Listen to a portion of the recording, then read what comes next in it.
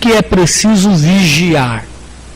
Agora, concluído o verso de número 9, no finalzinho do verso de número 9, Pedro dá a razão pela qual nós devemos vigiar, resistir firmes o diabo.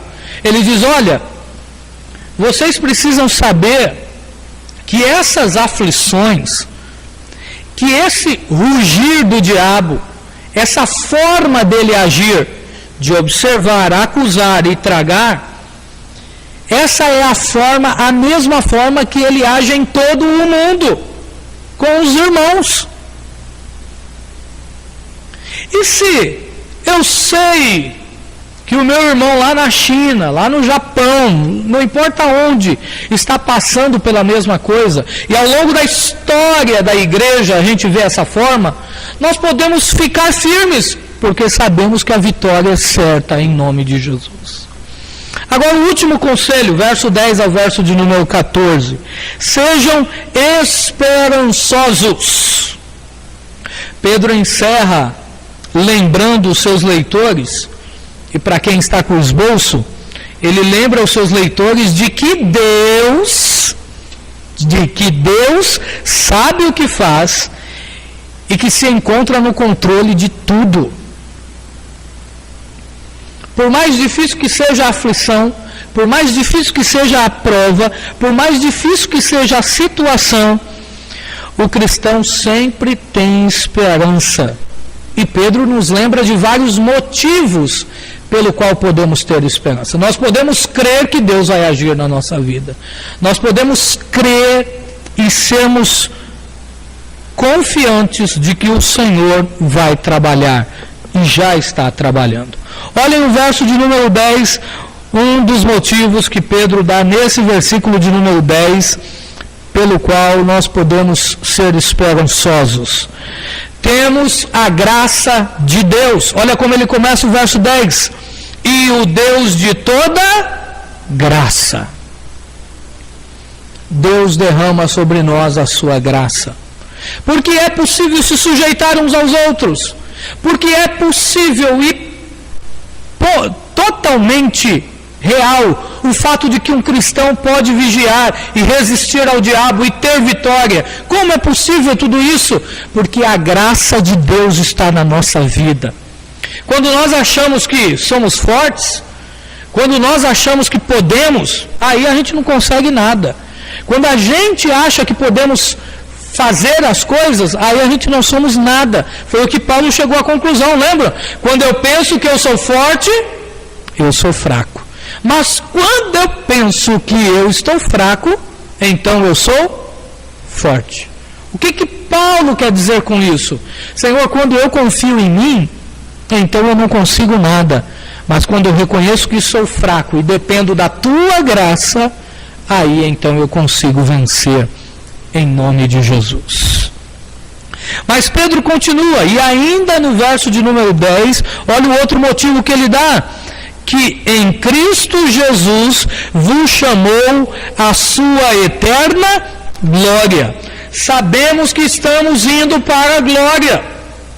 Nós temos a graça de Deus e sabemos que a nossa vida, o curso dela, tem um destino certo. E o destino da nossa vida é a glória de Deus. Mas ele continua e diz, olha, depois de haverdes padecido um pouco, olha só um outro motivo para termos esperança. Sabemos que o sofrimento do presente tem o tempo certo.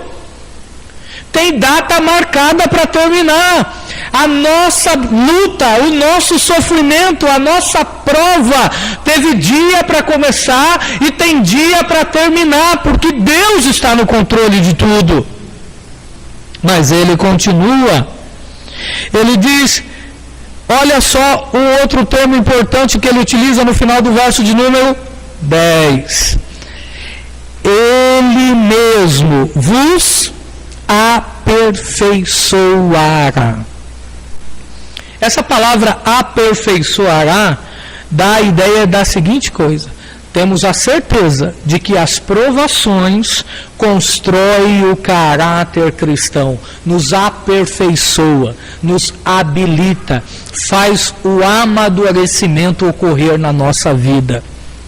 Pedro utiliza 3 palavras para qualificar esse aperfeiçoamento, esse amadurecimento. Olha só o que ele diz, verso de número 10 ainda. Vos aperfeiçoará, confirmará, fortificará e fortalecerá. Como é que Deus aperfeiçoa? Aperfeiçoa dessa forma, conformando, fortalecendo e fortificando. Nós podemos confiar no Senhor. Ele está produzindo crescimento na nossa vida. Ele confirma quem somos, Ele nos fortalece e Ele nos fortifica. Deus é glorioso. Por fim, do verso de número 12, o verso de número 12 até o verso de número 14, Paulo termina a sua epístola incentivando a unidade cristã, que sem dúvida alguma é uma das armas poderosas que o cristão pode utilizar para vencer a batalha contra o inimigo. E ele diz: olha, por Silvano, vosso fiel irmão, como cuido, escrevi abreviamente, exortando e testificando que esta é a verdadeira graça de Deus, na qual estáis firme. A vossa coeleita em Babilônia vos saúda, e o meu filho Marcos. Saudai-vos uns aos outros com ósculo de caridade. Paz seja com todos vós que estáis em Cristo. O que é que ele faz aqui? Ele incentiva os irmãos a viverem unidos. Vivam unidos. Os que estão comigo, manda a paz. A outra igreja lá na Babilônia, manda a paz para vocês. Beijem-se. Saúdem com o ósculo santo, que era o beijo. Vivam em unidade, demonstrem essa unidade. Observem que ele não só incentiva para vivermos unidos no campo intelectual, no campo abstrato, mas também nos proporciona um conselho glorioso. Demonstrem essa unidade, se abraçando, beijando-os.